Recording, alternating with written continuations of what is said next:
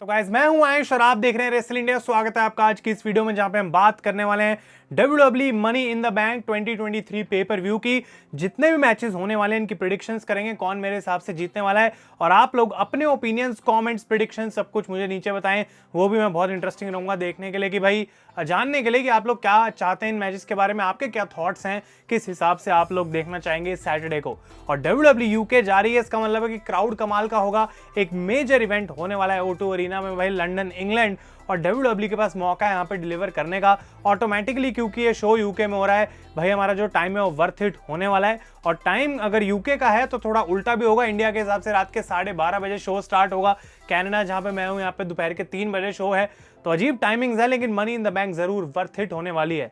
तो हम टाइम नहीं वेस्ट करेंगे ज्यादा गाइज। AEW कोलिजन का जो व्लॉग है वो चैनल पे आ चुका है, टॉप में link is in the description, आप जाके चेकआउट कर सकते हैं अगर आपने ऑलरेडी नहीं देखा है। और टाइम नहीं वेस्ट करेंगे, फर्स्ट मैच जिसके बारे में हम बात करने वाले हैं वो है इंटरकॉन्टिनेंटल चैंपियनशिप के लिए Gunther against riddle.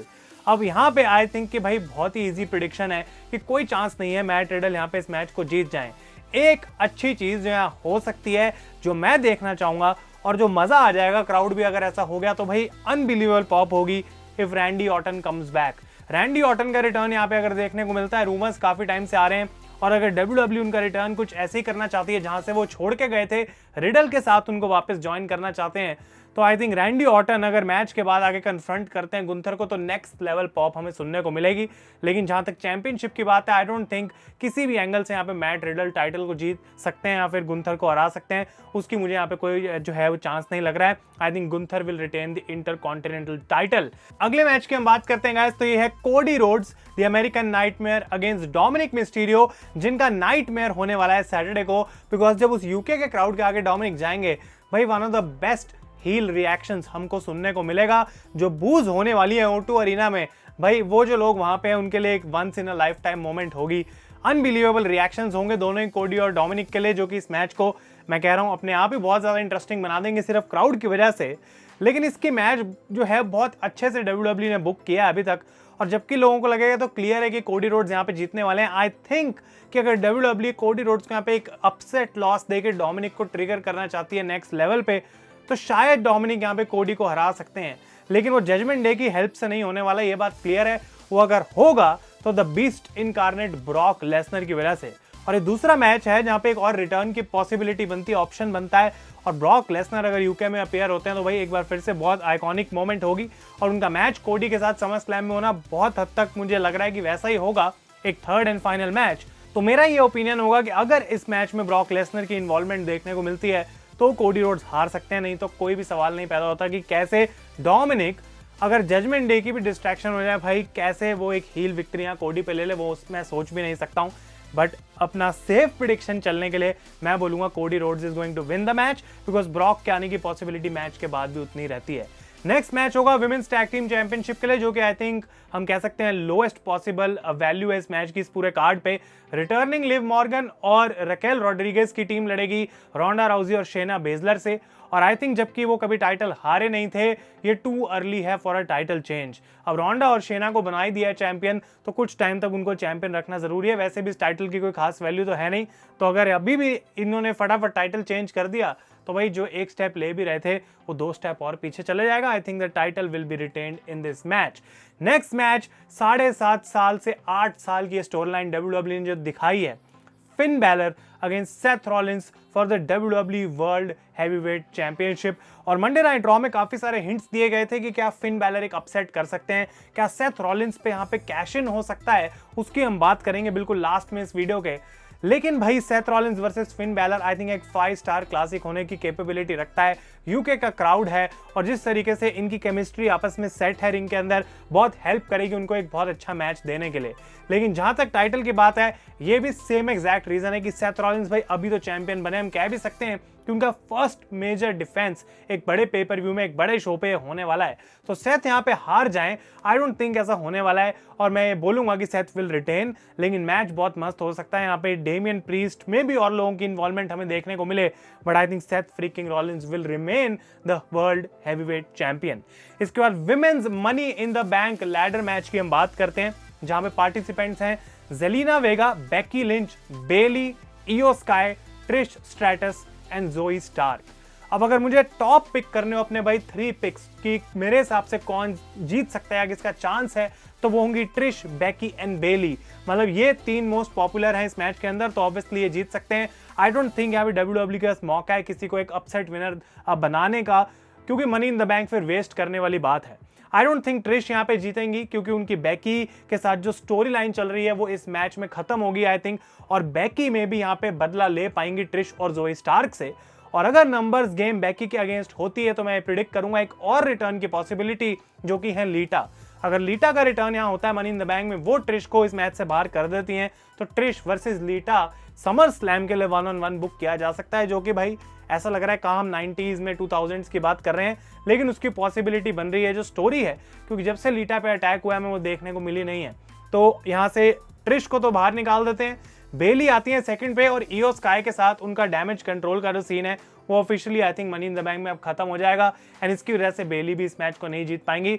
Although I hope कि WWE बेली को मौका दें, लेकिन इतने टाइम से बेली पिन हो जाती हैं ऐसे स्मैकडाउन रॉ में, उससे कोई फर्क नहीं पड़ रहा, तो मनी इन द बैंक उनको भला कौन देगा। तो बचा सिर्फ एक नाम, and that is Becky Lynch. और WWE ने ऑलरेडी 2 बड़ी चीजें मेंशन कर दी थी रॉ पे, एक कि बेकी कभी मनी इन द बैंक जीती नहीं है, और सेकंड रिया रिप्ली को ऑलरेडी उन्होंने कन्फ्रंट भी कर लिया था बैक स्टेज। तो आई थिंक ये सेट इन स्टोन है कि ये होने वाला है भाई, और बेकी किसी तरीके से इस मैच को जीतने वाली हैं। इंटरेस्टिंग जरूर होगा। और बची जोई स्टार्क, जेलिना वेगा, वो वहां पे सिर्फ हैं भाई अपना प्रेजेंस देने के लिए। आई डोंट थिंक इन दोनों में से किसी का भी चांस है। इसके बाद हम बात करते हैं men's money in the bank ladder match की, और यहाँ पे जो पार्टिसिपेंट्स हैं वो है Ricochet, Shinsuke Nakamura, Santos Escobar, Butch, LA Knight, Damian Priest and Logan Paul. ये जो भाई कार्ड बनाया ना WWE ने, इसका जो रेसलिंग मैच हमें देखने को ये मिलेगा, जो मूव्स, जो मोमेंट्स ये मैच देने वाला है, it is a can't miss. I think one of the best money in the bank ladder matches ये हो सकता है भाई। रिकोशे, एस्कोबार, नाकामुरा, प्रीस्ट, लोगन पॉल, ये सारे मतलब लैडर्स का भाई जो है वो बर्बादी होने वाली है इस मैच में, एंड मैं आपको बोल रहा हूँ कि ये hard hitting wise one of the greatest money in the bank matches हो सकता है।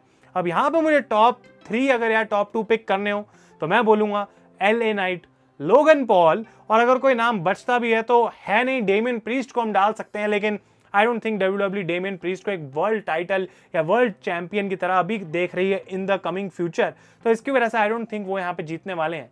लेकिन जो मैं पर्सनली होता हुआ देखना चाहूंगा वो है लोगन पॉल, और इसका मैं रीजन देता हूं क्यों, कि लोगन पॉल मेरे हिसाब से एक बहुत ही क्लासिक हील बन सकते हैं। सेथ रॉलिंस के साथ उनकी प्रीवियस हिस्ट्री भी रही है, और लोगन पॉल वो बंदा बन सकता है जो मनी इन द बैंक को बहुत ज्यादा, एक हम कह सकते हैं कि आंखें उसके ऊपर लेके आएगा, उसको अट्रैक्ट कराएगा। एंड आई थिंक कि money in the bank outside the WWE popular हो जाएगा अगर लोगन पॉल उसको हर जगह लेके घूम रहे हैं, तो वो एक WWE के लिए पॉजिटिव चीज हो सकती है। सेथ पे अगर लोगन कैश इन करके हार भी जाते हैं, आई डोंट थिंक वो इतनी बड़ी डील होगी, पर वो पूरी जो गोल स्टोरी लाइन बन सकती है सेथ और लोगन के बीच में, वो बहुत इंटरेस्टिंग रहेगी। कि हर बार लोगन सेथ को बोल सकते हैं मैं तेरे पे कैश इन करूंगा, पर वो करेंगे नहीं इतनी जल्दी से। लेकिन जो most likeable option WWE fans, I don't no कि ऑड्स इसकी तरफ क्यों जा रहे हैं इतने ज्यादा, वो है LA नाइट। LA नाइट से मुझे कोई प्रॉब्लम नहीं है, लेकिन आई डोंट थिंक मैंने उनकी तरफ से इतना भी देखा है कि उनको भी एज अ वर्ल्ड चैंपियन मैं कंसिडर कर सकूं। आई थिंक लोगन पॉल हो या LA नाइट हो, दोनों में से कोई भी जीते, इस पॉइंट पे तो मैं नहीं बोल सकता कि सेथ पे वो कैश इन करके जीत सकते हैं। तो money in the bank pay per view में ही कैश इन हो जाए, आई डोंट थिंक उसकी कोई ज्यादा पॉसिबिलिटी है। WWE अपसाइड ये कर सकते हैं कि लोगन पॉल जीत के कैश इन कर ले रॉलिंस पे, और Logan Paul world heavyweight champion बन जाए, but I think that is too early. May be वो मोमेंट बाद में हमें कभी देखने को मिल सकती है, और वो लोगन पॉल का सबसे ईजी तरीका होगा वर्ल्ड चैंपियन बनने का, भले ही वो एक दिन बाद अपना टाइटल हार जाए। आई थिंक मैं लोगन पॉल के साथ जाऊंगा, पर मेरी यहाँ पे प्रेडिक्शन गलत होगी, बिकॉज आई थिंक वो ज्यादा इंटरेस्टिंग स्टोरी लाइन बनाता है, but LA night is also an option. और finally the biggest match on the card, without a doubt main event भी होना चाहिए, the bloodline civil war, Roman Reigns and Solo Sikoa against Jey and Jimmy the Usos. और भाई मतलब unbelievable जो story telling है वो तो ऑलरेडी हो चुकी है, हम जानते हैं क्या चीजें ऑन द स्टेक्स हैं। ऊसोस ब्लड लाइन से बाहर हैं, सोलो सिकोआ को समझ नहीं आ रहा कब तक वो रोमन रेंस के साथ टिक सकते हैं, और क्या वो मोमेंट आने वाली है मनी इन द बैंक में कि रोमन रेंस इतने टाइम बाद फाइनली पिन हो जाएं। क्या रोमन रेंस यहाँ पे पिन हो सकते हैं? That is the question mark. क्या WWE वो चीज करेगी? मे भी उसकी पॉसिबिलिटी जरूर है कि ऊसोज में से कोई एक रोमन को पिन करे और उसके बाद उसी के साथ समर स्लैम में रोमन रेंज अपना अनडिस्प्यूटेड टाइटल भी डिफेंड करे। बिल्कुल होने का चांस है। और आई थिंक कि क्योंकि ये मेन इवेंट है, यूके में है, तो एक हैप्पी एंडिंग मिल सकती है। रोमन रेंज यहाँ पे हार सकते हैं इस मैच को। लेकिन अगर हम ब्लड लाइन की ओवरऑल स्टोरी की बात करें, आई थिंक रोमन रेंज अगर यहाँ पे हार गए तो प्रूव हो जाएगा कि ब्लड लाइन ऑफिशियली खत्म है। बस उसके बाद सोलो का क्या रिएक्शन होगा वो देखने को मिलेगा। आई थिंक WWE अभी भी इस ब्लड लाइन की स्टोरी को खींचेगी और मेरी प्रेडिक्शन में चाहता हूँ यहाँ गलत हो, but I will still go with Roman Reigns and Solo Sikoa to win this match. I don't know कैसे होगा, कौन इंटरफेयर कर सकता है, क्योंकि ब्लड लाइन की स्टोरी की जो एंडिंग अभी तक रही है भाई वो प्रिडिक्ट करनी ऑलरेडी इतनी मुश्किल है कि हम ये नहीं बता सकते कि एग्जैक्ट मैच की एंडिंग क्या होगी। आई थिंक रोमन रेंज यहाँ पे अगर हारते हैं तो उनको पिन करना बेस्ट आइडिया रहेगा और वो स्टोरी में और चीजें ऐड कर सकता है। लेकिन अगर रोमन रेंज और सोलो सिकोआ जीतते हैं तो ऑब्वियसली कोई ना कोई ऐसा तरीका होगा जिससे लोग खुश नहीं होंगे, but Roman will still walk out. और अगर हम हैप्पी एंडिंग की बात करें तो भाई रोमन रेंज 1000 दिन से ज्यादा चैंपियन रह चुके हैं, कितने बड़े बड़े शो निकल गए, बट रोमन रेंज तब भी जीतते गए। तो रोमन रेंज के साथ वो एक्सेप्शन WWE की है, वो बात हम जानते हैं। एंड इसकी वजह से आई डोंट थिंक कि WWE हैप्पी एंडिंग की वजह से यहाँ रोमन रेंज को एक लॉस देगी। तो आप लोग अपने ओपिनियंस बताएं मुझे नीचे कमेंट्स में। आई नो कि ये मैच की प्रेडिक्शन गलत होने के बहुत ज्यादा चांस हैं, but I am going on the safe side. I think कि रोमन और सोलो जीतने वाले हैं। कैसे होगा, क्या होगा, वो तो भाई मनी इन द बैंक में पता लगेगा। तो stay tuned for the money in the bank review. कल स्मैकडाउन है, गो होम शो, उसके बारे में हम बात करेंगे गाइस। बहुत सारा कंटेंट अब आने वाला है चैनल के ऊपर। तो thank you so much for watching.